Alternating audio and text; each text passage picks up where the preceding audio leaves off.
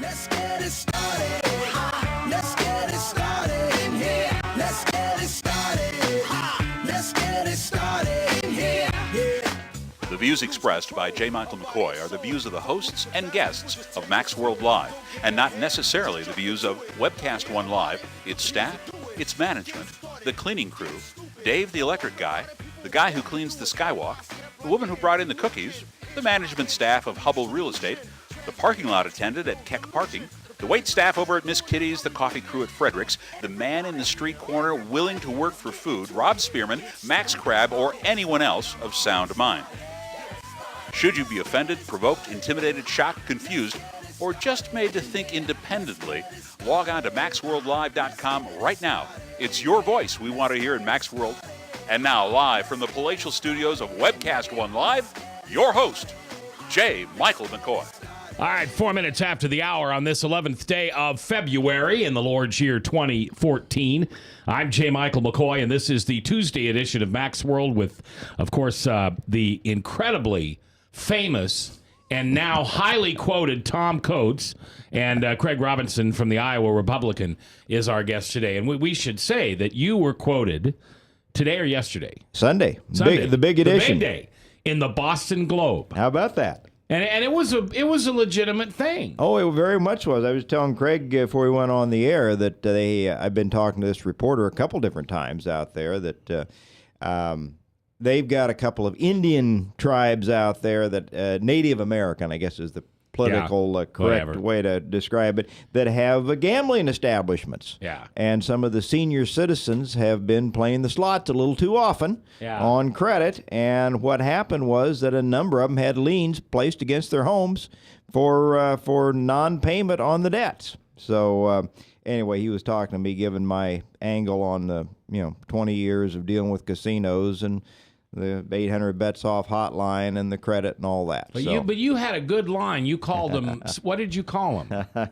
What was it? You did. I referred to them as predators, and I don't remember exactly the terminology I used. Yeah, but, casinos are predators. Yes, and they are. Yeah. I mean, we went through that whole thing. This is not the opinion of Craig Robinson, ladies and gentlemen. He's quietly sitting by as we talk about things he's not interested in. But I remember when the whole smoking debate came about. Yes. And you really begin to learn why they need smoking, why they need sound, why they need color, because it all goes into the psyche of someone who needs to be addicted or is addicted to things. Yeah. That's right. And even though the number of addicts, say in the state of Iowa, is relatively low, you might be dealing with only a couple % of the population. It accounts for nearly half of like Prairie Meadows' revenue. Yeah. And so the smoking issue is right on target because a high percentage of that 2% that amounts to half of their revenue are also addicted smokers. Yeah. They use drugs and alcohol in large numbers too, but you cannot force them periodically to make a choice between those areas of addiction. That's why the only place indoors in Iowa that is catering to the public is casinos that still allow cigarette smoking. Tom, prior to what you said, I actually am fascinated by gambling policies and stuff in the state. Tom, I have a question for you. Yes, sir. In the state Senate, a bill has passed a subcommittee and is going to the floor of the Senate it's called the Fantasy Sports Fantasy Football, game. yeah. I've talked to people within the state who say, look, this opens the door to all sorts of sports gaming. Where is the outcry for the people like yourself who are constantly trying to stop the spread of gambling in the state? Where are they on this bill? Because if you read it, it's very nondescript. If you wanted to put a sports book at Riverside Casino next to University of Iowa, I don't know what's stopping it if this bill becomes law. I was just apprised of this bill the other day by Senator Charles Schneider. Okay. He's involved in the bill, and he wanted to know my thoughts on it. And I have not read the bill. Is he our guest next week? I'm trying to get him. Okay. I'm trying. I put out an invitation. I haven't heard back from him yet. But when I mentioned to him verbally, he was interested in coming on and talking about some things. And so, without reading it or knowing any of the details, I was just hit cold with it just yesterday, Craig. That was my concern. What's this open the door to? I know that it's a fast-growing area with young men. The young men 20 to 35 in particular are the ones that are focused, well, on sports betting in general, but on fantasy football in particular. And I've got sons-in-law that do it. I've never done it, but I understand it's popular. It's normally a low-dollar issue. It's just for fun, and I have no personal problems with that. But that's what I told him. I said, what does this open the door to? Mm-hmm. Are there dollar limitations? Could you get perhaps even out-of-state sports gambling, shadowy figures coming into the state because now Iowa has approved it? And does this open the door to even other areas of unintended consequences probably, but things that could make us a further gambling mecca than we are today? Well, I just look at if you start putting a sports book out at Prairie Meadows where you can go bet on the Super Bowl, you can go bet on, talk about an expansion of gambling that we haven't seen the likes of in this state. Holy smokes, that'd give a lot of people a reason to go to a casino, and I think it's something that, we need to be, that's a huge expansion, especially like you said with young people that are in college. They already are into the poker craze, but sports gaming, when it's going to be, there's how many casinos? 20 casinos in the state. Yes. Within an hour's drive of wherever you are. Yeah. I don't like it. More casinos per capita than the state of Nevada. Mm-hmm. Iowa is. Kind of hard to believe sometimes that we live in that state. All right, Craig Robinson from the Iowa Republican here. And you made some news a couple weeks ago, didn't you? Didn't you write something really good that got some attention, or you uncovered something? I'm not sure. Okay. I'm always looking ahead to the next You thing. uncovered some story. Okay. What was it? I'm sorry, I don't remember. It probably had to be politically. I don't know. Oh, well, that's okay. Well, if you think about it, let me know. I will. Let's start today with Obamacare. Once again, this president has broken the law. I think so. Broken the Constitution. Yep. If you disagree, tell me. No, I know. And changed the mandate on employers of 50 to 100 employees. They can now delay their implementation yes. of Obamacare for 1 year now. But it's too late.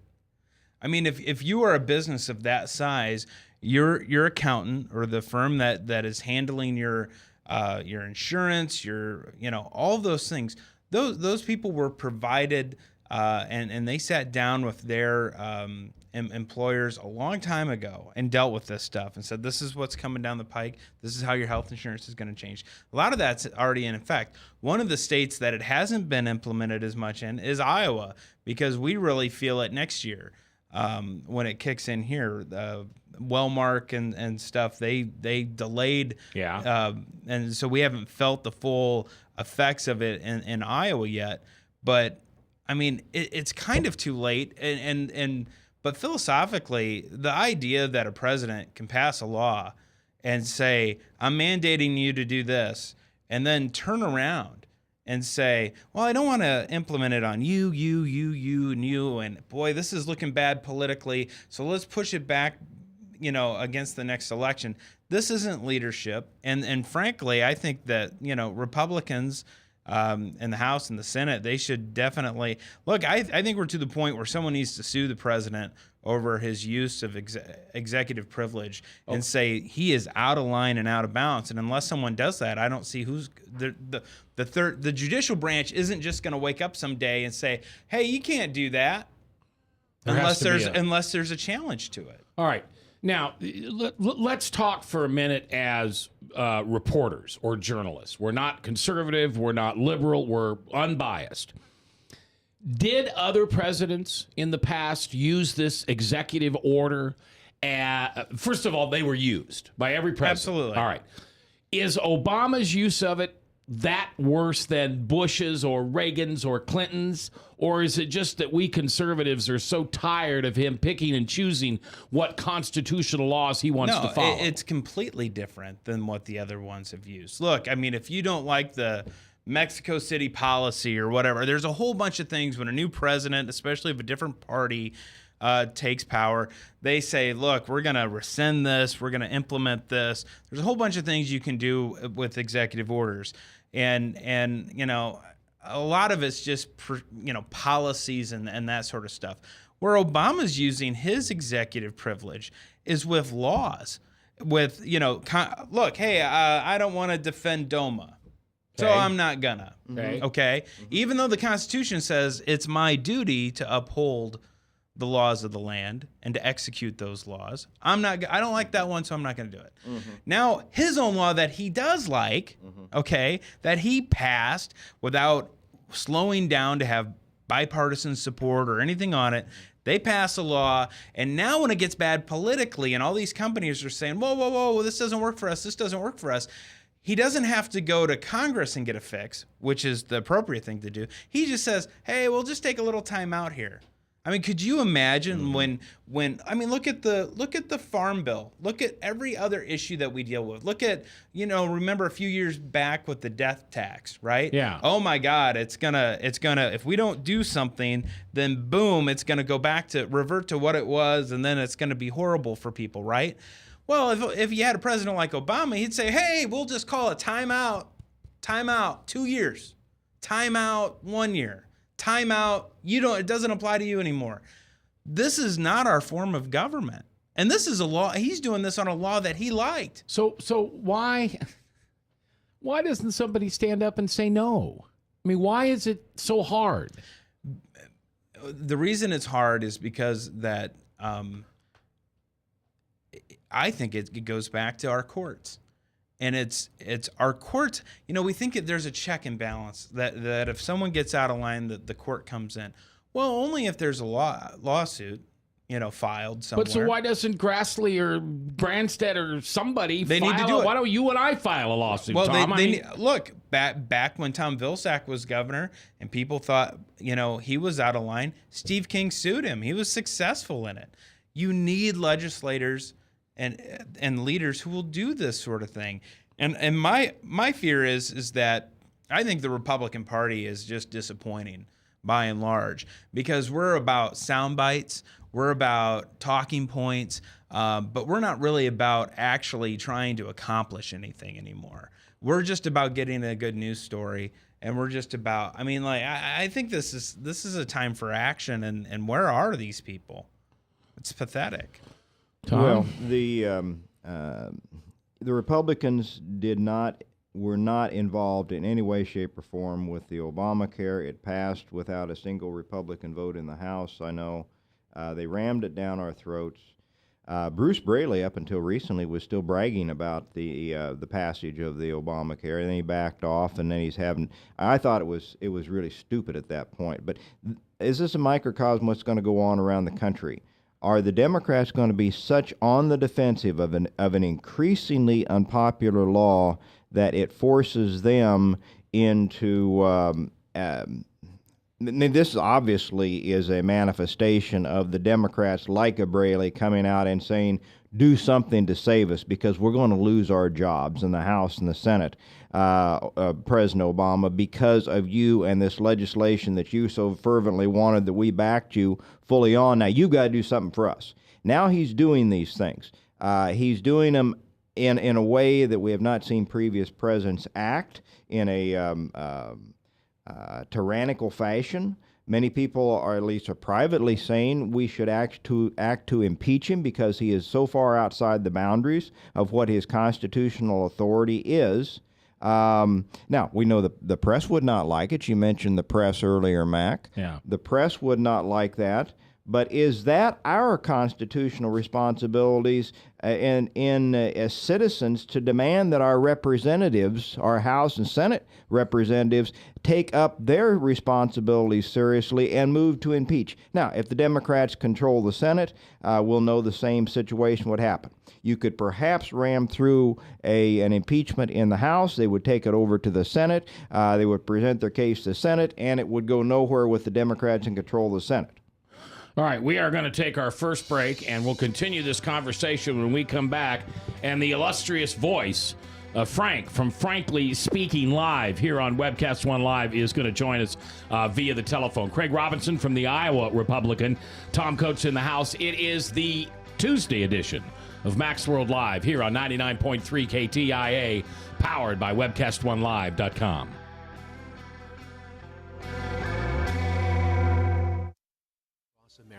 there are countless numbers of people struggling with addiction and other life-controlling issues. Probably someone you know and love. There is a way out. There is hope. Transformations Treatment Center in Delray Beach, Florida, has a unique approach to substance abuse treatment. Call now and ask about our Guaranteed Success program or log on to transformationstreatment.com. Transformations. Change your life. Change your relationships. Transform your world. Yes, now your favorite programs on Webcast One Live can all be watched and listened to on any Android or Apple device. Your phone, tablet, or iPad.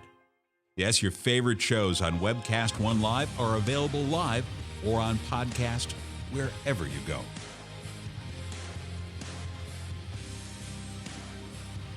Let me introduce to you some of our great shows. Shalom! Every week on Understanding the World with Rabbi David Kaufman, we'll talk about issues in the Middle East, issues related to the Jewish tradition and religious traditions in general, and keep you up to date on exactly what's going on around the world. You may know some of the story, but you haven't heard all of the story until you've heard it on Understanding the World with Rabbi David Kaufman and our special guests we have on every week. Hey, this is Doc with Doc and Lefty. I want to tell you about our brand new time slot. It's from 6:30 to 7:30 p.m. It's on the same night, Tuesdays. We now follow Ed Fallon and the Fallon Forum on webcast1live.com. I want to tell you a little bit about our show. Our show is focused on local, state, and national, and sometimes international politics. We like to keep people updated and informed. We also have very interesting guests. So please join us every Tuesday from 6:30 to 7:30 p.m. on webcast1live.com.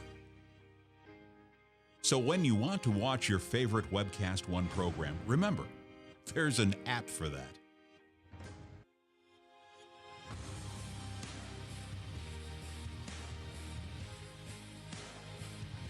You know, there's an app for that.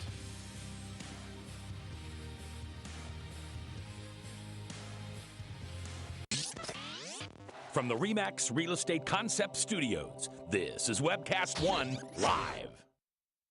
Get away from us, you mean old credit card. We don't have any more money. We're in trouble now. Save us! Help! Somebody save us! Somebody help! Help! Save us!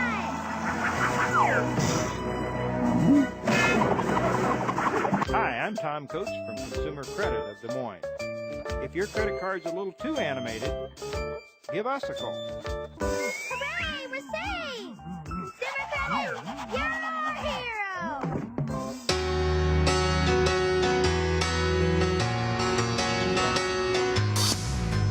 Goodbye.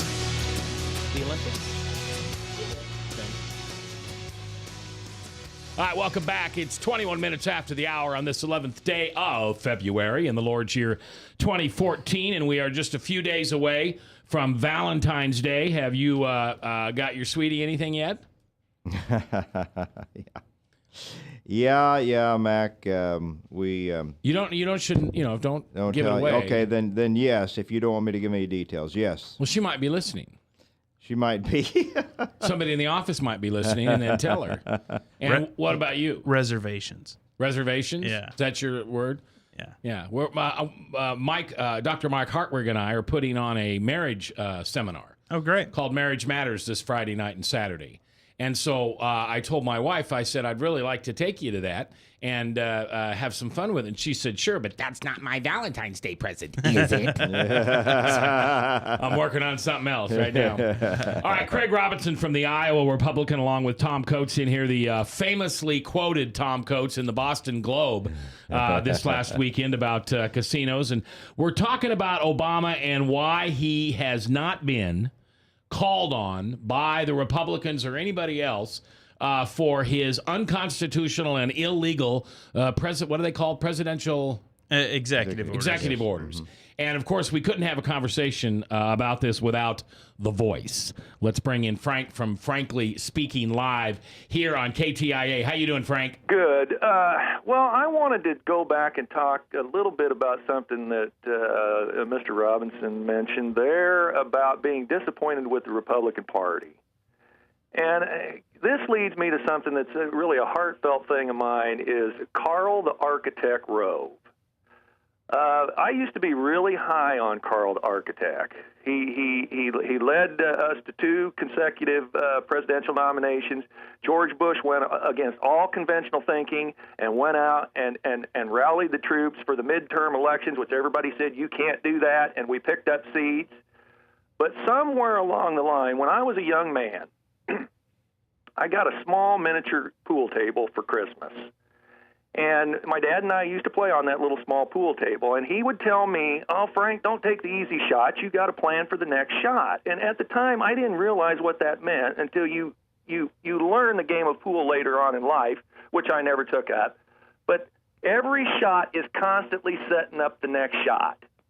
And somewhere in the Republican thing, Karl Rove dropped the ball, and they didn't require Dick Cheney, and I love Dick Cheney, to step aside the final 2 years to get a younger VP in there to set up for the next shot. But when George Bush left office, there was no shots to take. Nothing was set up. Now, all Karl Rove has become now is a sniper. He snipped at that girl who professed to be the witch. He sniped at that candidate they chose to run against Harry Reid out in Nevada. He just snipes. Instead of getting behind our candidate, whoever the candidate is, he's just out there. If you don't pick my guy, if you don't choose the ones that my pack backs, I'm going to take my ball and go home. I agree in large part. I mean, I think that the thing is that, I think people at home or on the sidelines, we kind of like to play, think that we could move the pieces around the chessboard and, you could get Cheney to retire and we could appoint someone new and that's setting up your next shot. I think that doesn't reflect the will of the voter. So, I mean, I don't think that was the mistake. Well, but I do think you have to set up your next shot when it comes to how you are conducting yourselves in Congress against a Democrat-controlled Senate and a Democrat in the White House. And so, for example, I think that the Democrats play these games where, hey, our laws aren't going to be enacted until after the next election cycle. Right. I'm telling you what, if I was a Republican in Congress, the United States Senate, I would say you will not get my support on any legislation unless it is implemented before the next election cycle, because otherwise, I mean, that's how they sold Obamacare. Right. Hey, we're going to raise taxes on you and then it's not going to take an effect into effect until 2 years after that, and then by the time you're pregnant with this sucker. Yeah. Well, I agree with everything you just said. I know all those points you just made, but I go back to when Karl Rove was in there. There was some reporting that Karl was this intelligent guy, that he was going to build our party for future generations. It just wasn't don't just look forward to the 4 years. The permanent Republican majority. Yes, a permanent public majority. And somewhere along the line, he'd done a great job. Obviously, we ran into 2 wars that became quickly unpopular with the help of the Democrats who were doing everything to undercut the president every step of the way. But somewhere along the line, we quit thinking ahead. The Republicans quit thinking ahead and planning that next move. Now, I'm not. Do you know why we don't think ahead right now? Why? Because we don't occupy the White House. Period. But we had a chance. Period. We had a chance to pick up seats. And we somehow, right now we've got threats from the establishment Republican Party that they are now going to primary, like the Tea Party was trying to primary the candidates if they didn't kind of go along with whatever. Now the established Republican Party is threatening to primary these Tea Party candidates in the Congress, who's up again every 2 years. So if we don't get our heads together and say, look, if we got a fair primary race and somebody wins it, there's no reason that everybody shouldn't vote for that person. I totally agree with you on that. Absolutely. All right, Frank, when is your new show so we can plug it a little bit right That now? will be Friday night at 5:30. Friday night at 5:30. And have you invited Tom Coates on yet? I talked to Tom a couple of weeks ago and give him a preliminary invitation that I've got him on my guest list. Good. All right, well, congratulations on your new show, and I appreciate you calling today. Yeah, thank you. But Frank's right. I mean, it's almost like we're the lame ducks. We are, but you got to understand how we got here. Why? So why don't we look ahead? Because we're all positioning. Who's going to be our presidential candidate in 2016? Is it Chris Christie? Is it Jeb Bush? Is it Rick Santorum? Is it Mike Huckabee? So we're all in our own little camps. We're not planning anything. Right. So it's like we focus on, since we don't have a president that we can back or a nominee that is gonna win or does win, we're all sitting here. I'm in this camp, you're in that camp. My guys win. Then you have on top of that, you have all these special interests in Washington. And there's good special interests and there's bad special interests. But even among the Republicans, I mean, yes, are there moderate establishment factions that are primarying Tea Party candidates? Yeah. And guess what? There are conservative Tea Party groups that have a lot of money that are primarying establishment people. So if you don't like it, you don't like it all, right? But so we're warring here for control. And I think it's really a symptom of, as a conservative, as a Republican, I sometimes think we fight our own party much harder than we ever fight a Democrat. Yeah.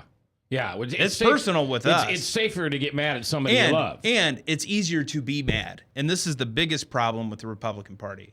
It's easier to be mad. It's easier to organize people to get them all whipped up into a frenzy when they feel like they're being oppressed. Right. Versus, when's the last time the Republican Party or conservatives have been whipped up and on fire to go do something? Name it. What is it? Yeah. Newt Gingrich? Maybe. Yeah. Contract America. Yeah. 1994. Yeah. 20 years ago. Yeah. Good for us. And I hate to throw this in here, but I'm going to be the guy that can do it because I don't have a boss and they can't fire me.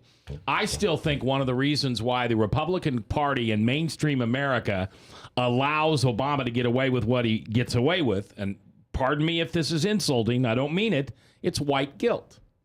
Mm-hmm. It's white guilt. Yeah. We've elected this black man, who I'll never understand anyway how that works. And we're afraid because as soon as we say something, we're called racist or we're called bigots. But I think we have built in our minds as Americans that we have created the presidency to be more than it really is, more than our Constitution says it is. We hold that office to such high esteem. And so whatever he says goes, right? You're the president of the United States. You could do it. No, you can't. You can only do what the Congress says you can do and what the Constitution says you can do. But the media and the left didn't say that when George Bush was in the office. They didn't say, oh, well, you're the president. You can do whatever you want to do. Of course not. And you got to remember that the media is not an impartial juror in this. They are on one side. Yeah. I mean, read the newspaper, folks. Yeah. It is read the Des Moines Register's opinion page. It is basically the Democrat platform from top to bottom every week. Yeah, doesn't matter the issue. The whole 9 yards. Yeah. All right, so it's a really depressing show, Mac. Sorry. How do we get Steve King or Senator Grassley or somebody to file suit against the Obama administration to finally hold them accountable? Yeah, I mean, I think that, well, look, where's the Heritage Foundation on this? They're fighting this left and right all the way through. And I mean, it takes someone with, the problem is if you want to file a lawsuit like this and take it to the Supreme Court, do you know how much money that costs? Yeah. So then you need someone with the resources to do it. And so all these groups that like to spend money on advertising and tell us how important they are and how impactful they are, maybe it's time for them to step up the plate and say, you know what, we're just going to take this to the courts again and see where we come out. Does that hurt the Democratic Party in the 2016 presidential election? Yeah, I think the Democrats are severely hurt. I think Obamacare is going to play a big role in the 2014 elections. I don't care what Bruce Braley's out there saying. You're at 14 or this year. 14, right? But I mean, I don't look. It's going to play a huge role in this upcoming election. There's so much. We thought it was creating uncertainty 2 years ago. Yeah. Look at the uncertainty now, where the president. I mean, heck, it's what, February 11th, and the president's just calling an audible. Well, if you're a business, like, it's one thing if you're a small business or a big business, but if you're just any business, you don't know the ground rules for you to go out there and actually plan and execute and run your business. Well, there's a story that's leaked this morning, that said firms will now be required to certify to the IRS under penalty of perjury that Obamacare was not a factor in staffing decisions or staff reductions. How on earth can they? How is that constitutional? How do you, as a small business, how do you do that? I don't know. Business is down, so you lay somebody off. And now you've got to testify that it wasn't for Obamacare that person was discharged. Yeah, under penalty of the IRS. No, I mean, and isn't the answer is well, I couldn't afford them. Well, why couldn't you afford them? So now you just can't go out there in the media and say, well, because of that's Obamacare. What it is, isn't it? That's what it is. Becoming much more like a military state, I think, and the IRS is the enforcement arm for Obamacare. Well, it's very Orwellian. Yeah, I mean, really and is. look at the IRS abuses, which Obama has already said that there's no hint of any type of corruption in here. That took such strident lengths to go to make sure that the conservative Tea Party groups would not get 501c4 status. Before this last election. All right, we're going to take a break. Craig Robinson from the Iowa Republican along with Tom Coates. When we're coming back, we'll switch over to some of the Iowa races and what's going on there and what will happen in the Braley race and who's the top Republican to face him off this fall. That's coming up next live on KTIA Iowa.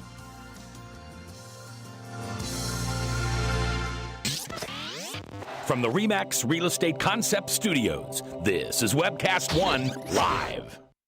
I'm Brian Leach, owner and general manager of Service Legends. I brought along a couple of the home comfort heroes. Hi, I'm Tammy Wells. I am Nick Wondershad. I am administrative manager. I am the senior technician from Service Legends. It seems like every good thing, when you feel it to the bone that it's good, there's a lot of hard work put behind it. I don't think that you can fake it and have it turn out good. You know, if we seem like, okay, that's just weird, it's just a furnace, why would you believe so deeply in a furnace? It's not just that, you know, we want to show the world that you can have good service.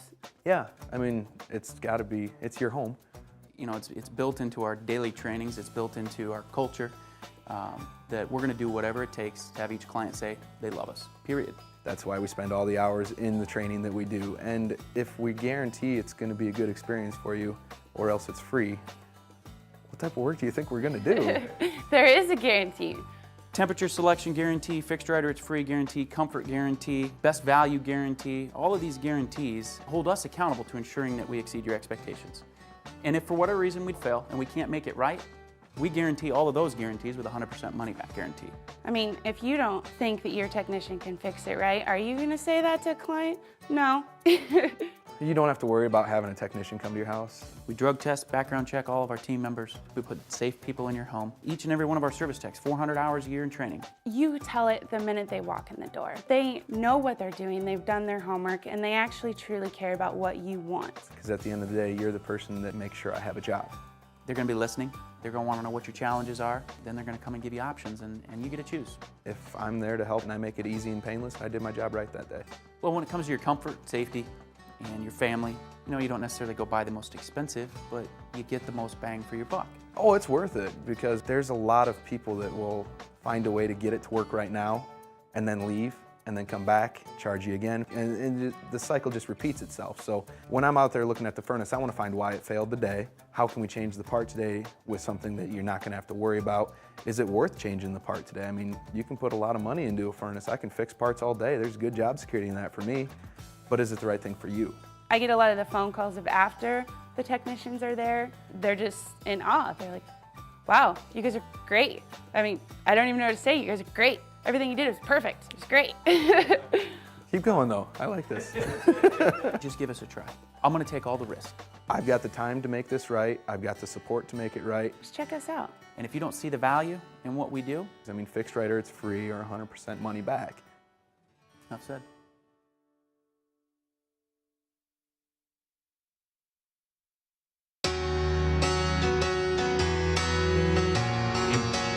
th day of February in the Lord's year 2014. I'm J. Michael McCoy.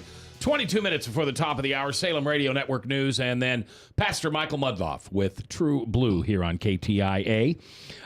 Before we get into the Iowa races, let's back up a little bit into immigration, which is beginning, for me, to be wallpaper. Well, it just kind of goes over my head.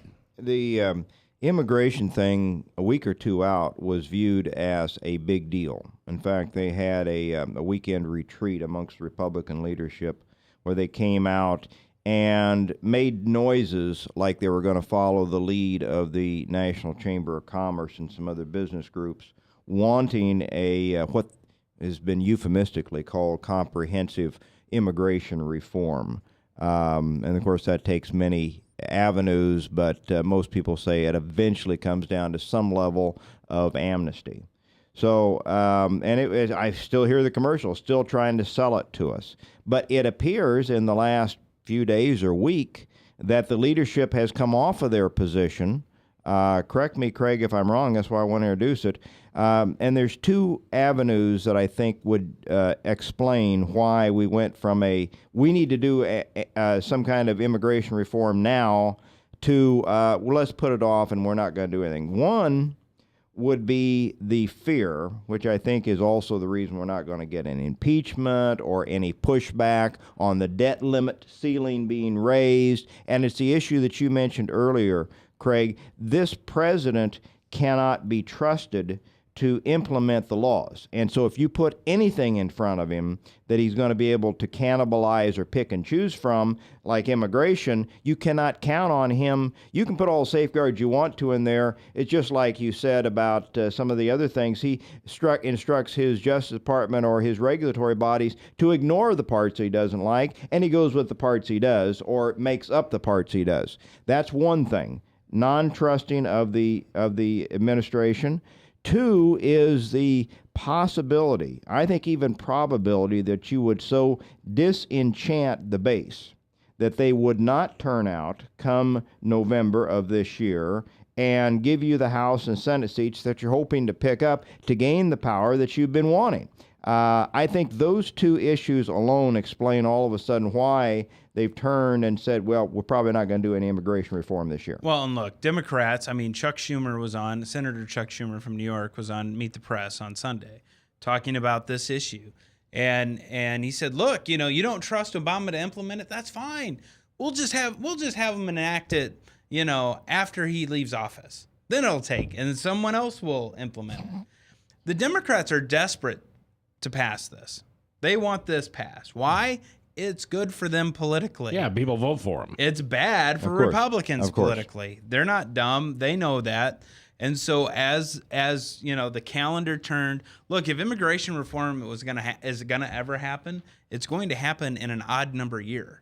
Once the calendar flips to 14 or 16 or 18, then those, John Boehner, just don't like it. Were you surprised at the shift, though, Craig, that I mentioned? We went from this becomes a priority, we need to do it, to maybe not this year type of attitude just in the last week or so? Look, I don't think the votes are there, number one. I think if you had that vote, it's just like the reason Obama does executive orders to make changes to Obamacare is because the last thing he wants is his Democrats to have to take a vote and to say, okay, we're gonna change this, do that. They don't want to tinker with the law. They just want to delay, do whatever they can to help them politically. And so, likewise, I think that the Democrats would all support this, but I can't think of that many Republicans who, at the end of the day, would actually pull the lever for an immigration reform package that really is never going to be focused on securing the border. That's never going to focus on putting more resources down on our borders, and instead it's just going to green light and give legal status to 17 to 20 million people and voting rights. Absolutely. You know when it's going to happen? It's going to happen when there is a tragedy in this country that we can trace back to a bomb or someone coming across the southern border. Sadly, I think you're right. The first time, if we could trace the Boston bombing, yep, that they came across the Mexican border, that'd be it. Yep, that'd be it. So, or a dirty bomb, or anything, but dirty bomb. Anything where. But see, the problem is Holder will never let us go, even if that's the fact, Jack. Right. He's never going to let us go there. Nope. No, it's a disgrace that Eric Holder still has that position. He should have been forced to resign a long time ago. If you want to secure the border, you got to have a Republican president with a willing Congress. I don't think it needs to be totally all Republican here, but you also need to have that president probably not from the state of Texas, right? Because they're not that. I mean, we've seen it with Bush was not a strong president when it came to border security. I mean, we had 8 years where we could have been beefing up the border. We didn't do it. Yeah. He actually, he wanted a nice, cozy, open relationship with Mexico. Well, he'd had good success when he was down there as governor of getting the Latinos to vote for him. Yeah, absolutely. And, that was his big rallying call. He was very accommodative in that score. Yep. But anyway, we can move on. But I wanted to introduce the immigration because it had shifted significantly just in the last week. And to do the transition, do you want to know one issue that hasn't really had any sort of discussion in the U.S. Senate race in Iowa? Which one? Immigration. Why? Why? Because I don't think, number one, that anyone really believes that anything's going to happen. Right. That's where I'm at. I'm apathetic. I'm with you. When you said wallpaper, I'm with you. I get what you're saying. Yep. It's just it's an issue. The media likes to talk about it. The Democrats like to talk about it. Republicans, they know that they're not, but no one's even making it an issue in a Republican primary, which I find very interesting. Do you think it'll come up later? TikTok, man. Time's running out. I mean, we're February. Which race is it more likely to come up in? The House race for what is currently being held by Tom Latham, or the seat being held by Tom Harkin? I'll be honest. I think it is more likely to come out and be an impactful issue in the 3rd District congressional race than the U.S. Senate race. And why is that? I think the U.S. Senate candidates are all going to look, I watched them now for 6 to 8 months. They'll all end up with the same position, and you can't really differentiate between any of them. They're all going to say the right. The Senate field is great at giving you the answer you want to hear. Right. They're poor at trying to find issues and exploit the differences between them and their opponents. Now, we had Sam Clovis on. Yeah. A few weeks ago, and I thought he was rather candorish. He's very good. Candid, yes. Candid, sorry. I thought Sam has.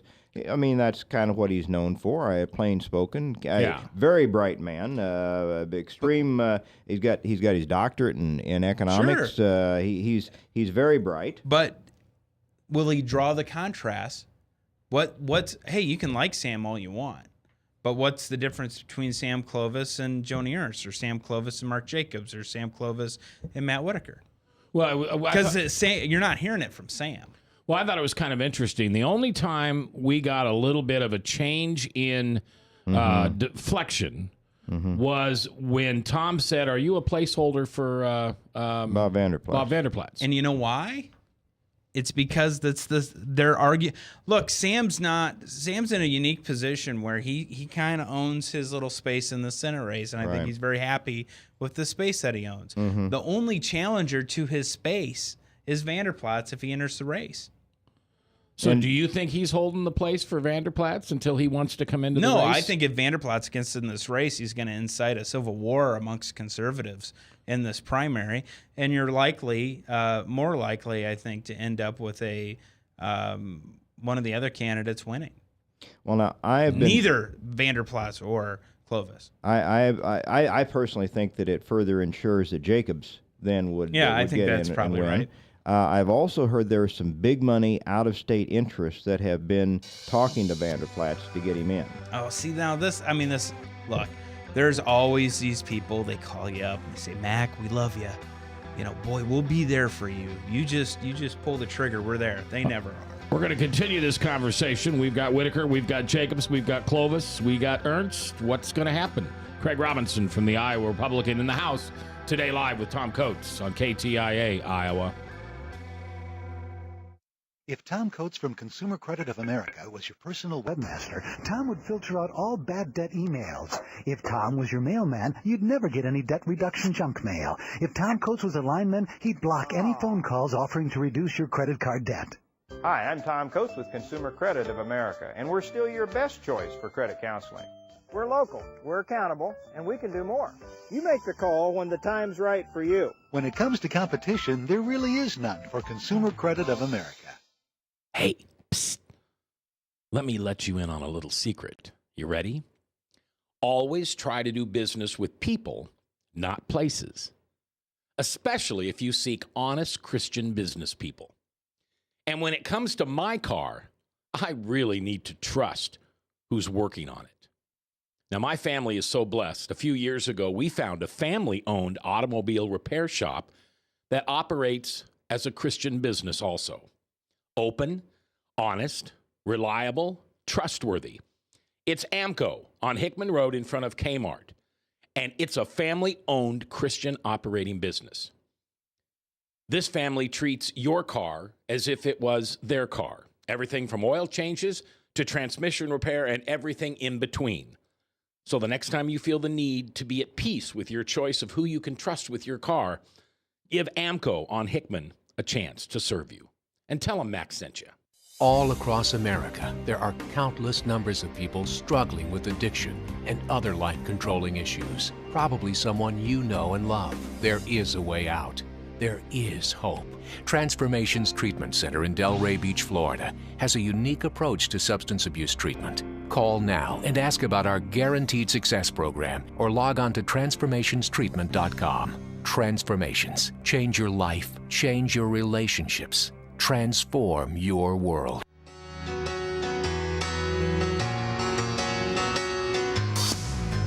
10 before the top, Salem Radio Network news, and then Michael Mudloff with True Blue. I'm J. Michael McCoy. If I haven't told you lately, thanks for listening. Love this job. Couldn't do it without you.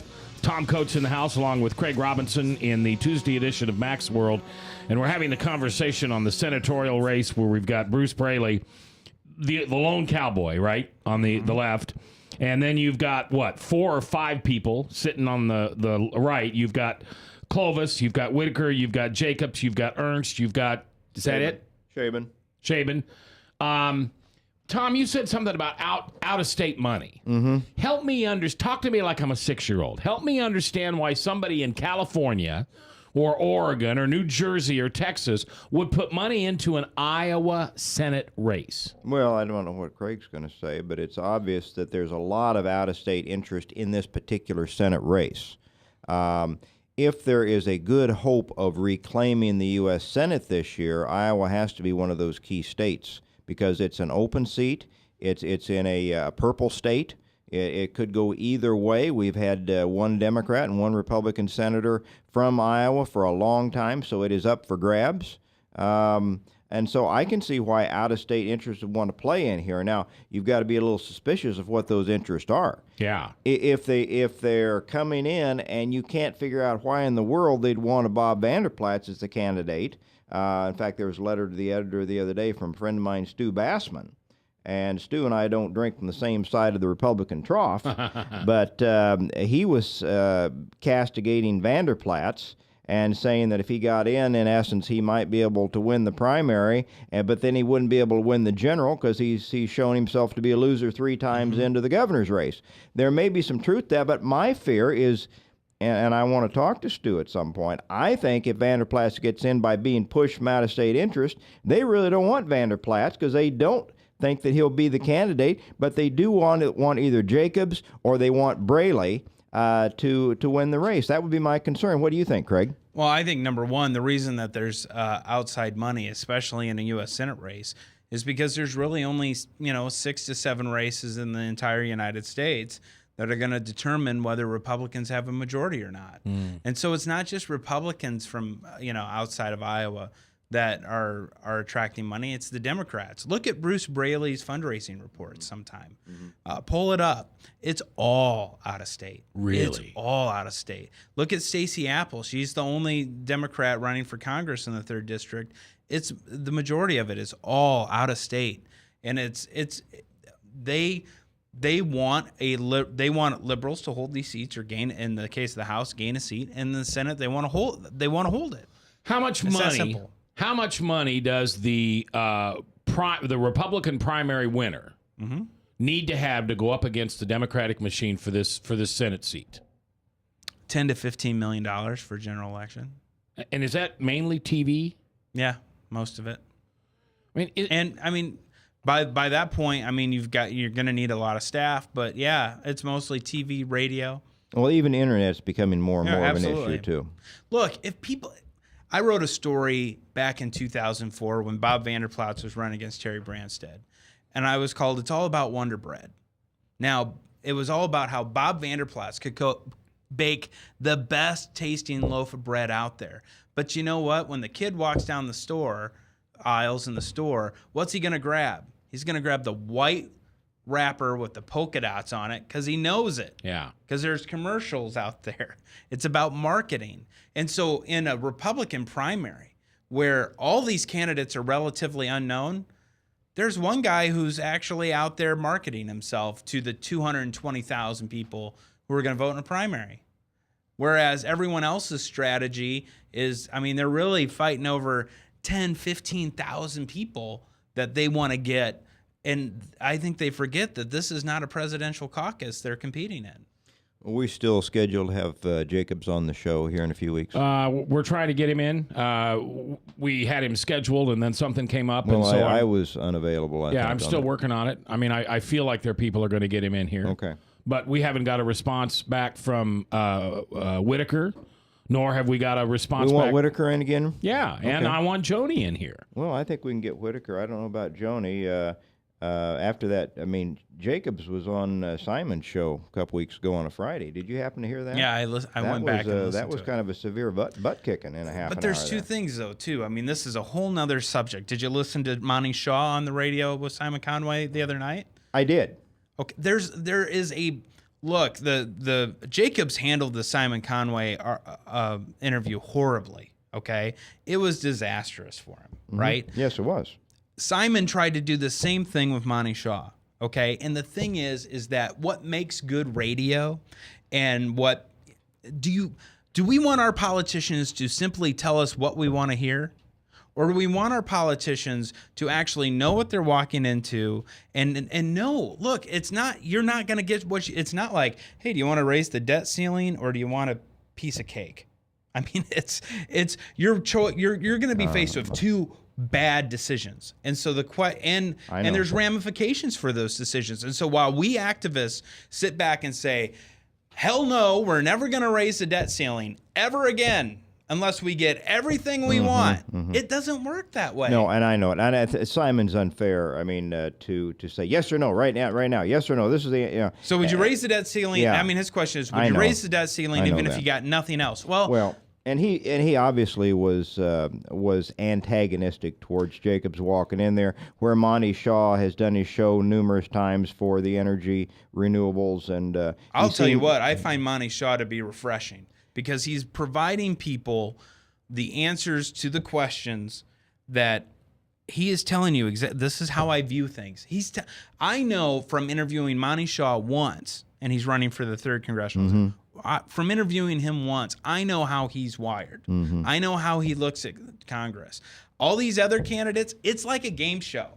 It's like Jeopardy, and they say, subject this, they ask the question, and they say, who is this? Yeah. Question point. And then when they get it right inside, they do a little fist pump, and they move on. This isn't about getting the answers right. Yeah. This is about being wired correctly. I had a chance to meet with Monty Shaw a few weeks ago, I and just one other guy were sitting at a country club and had about an hour to visit with him, and I was impressed. He's got a good resume.